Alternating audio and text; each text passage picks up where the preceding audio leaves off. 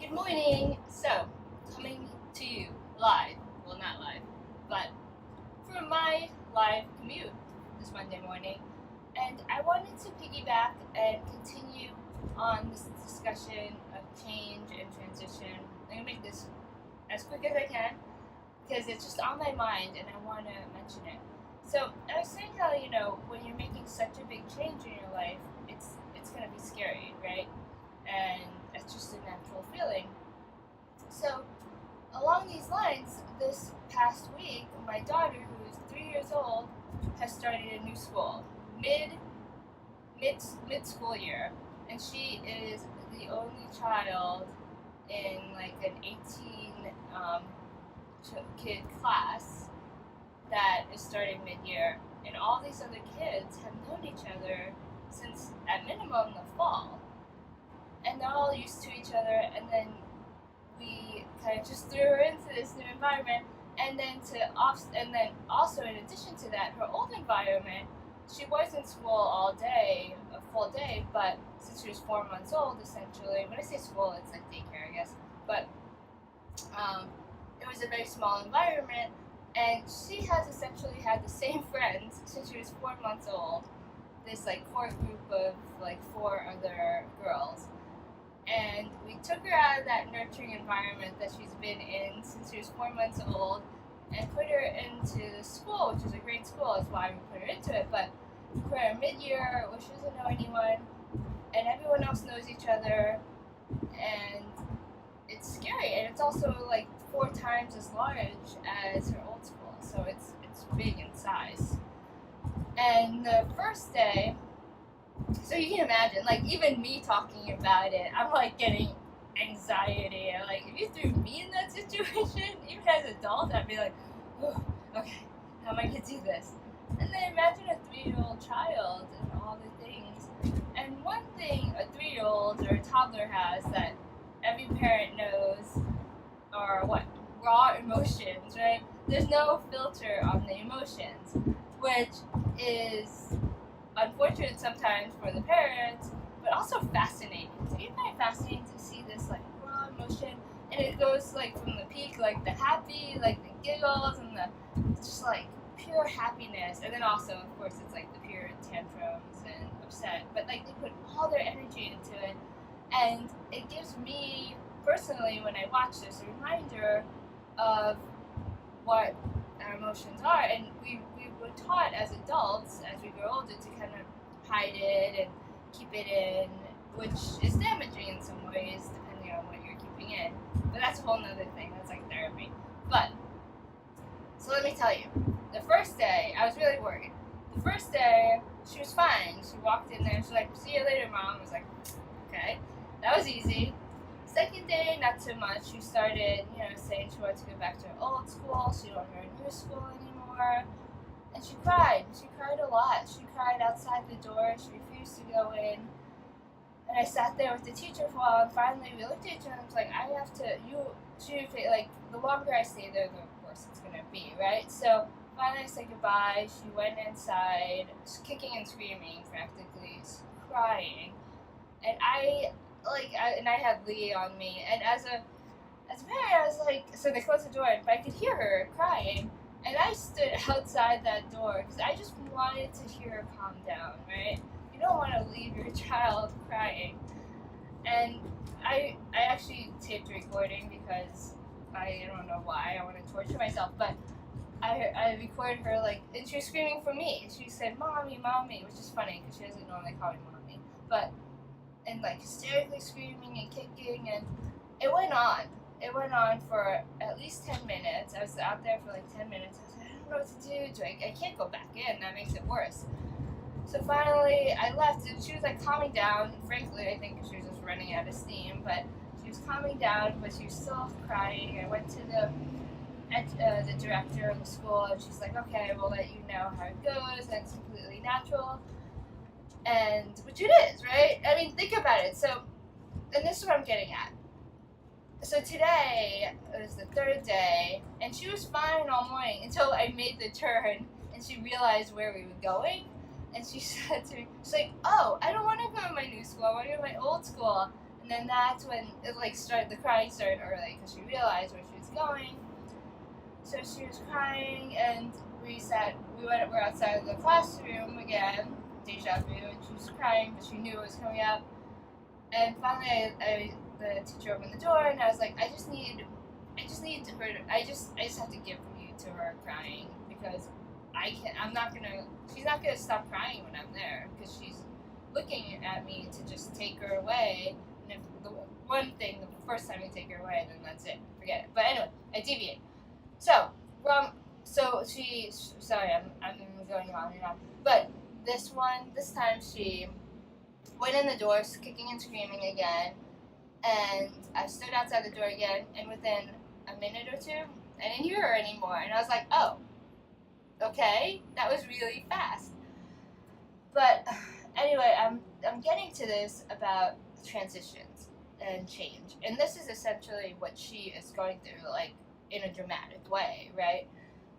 For her whole childhood, she's known one thing in the school atmosphere, her friends, and we threw her into this completely different environment, tripled or quadrupled the amount of kids in there, and on top of that, all these kids have known each other all year, and we threw her in there in January, mid-year. So, we are seeing the raw emotions of change is what I mean, and the fear and everything like she's doing now, it's totally justified. And honestly, I feel like that's happening to me, especially when I'm going to make this change. It's probably going to happen to me within myself internally, but I just won't be doing it out loud like she does. But we're all kicking and screaming in some ways inside, right? When there's some change or we don't want to do something or something scary and new.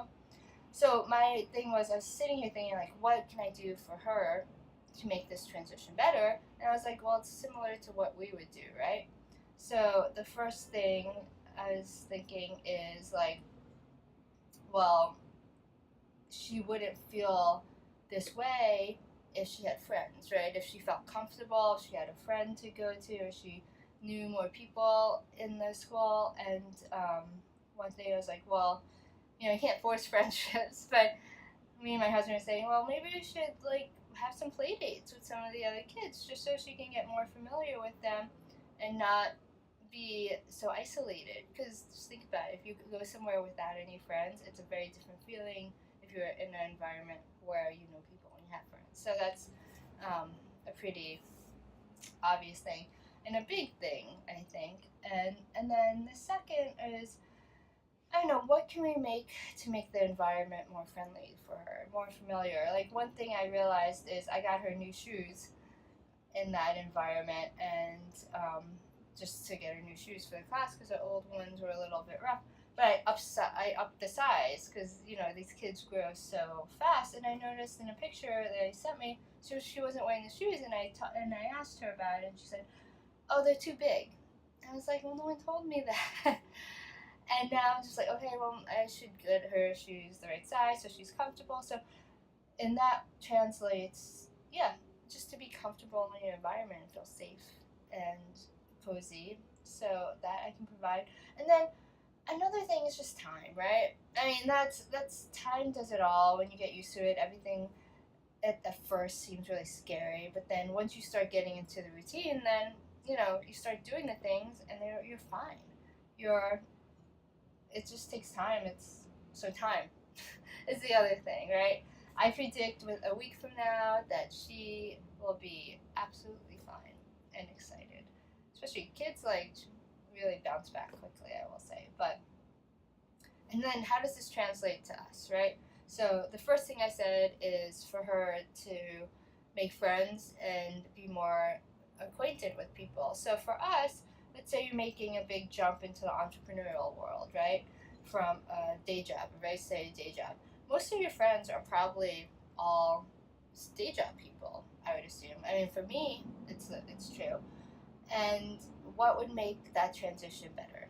Well, the transition could be, and make it less scary, is start getting acquainted with people in that new world and forming friendships and relationships. And that way, not only do you feel like you have more of a support, but you're not alone in this. Like, even though they're not per se doing your exact business or whatever, you have someone that gets it.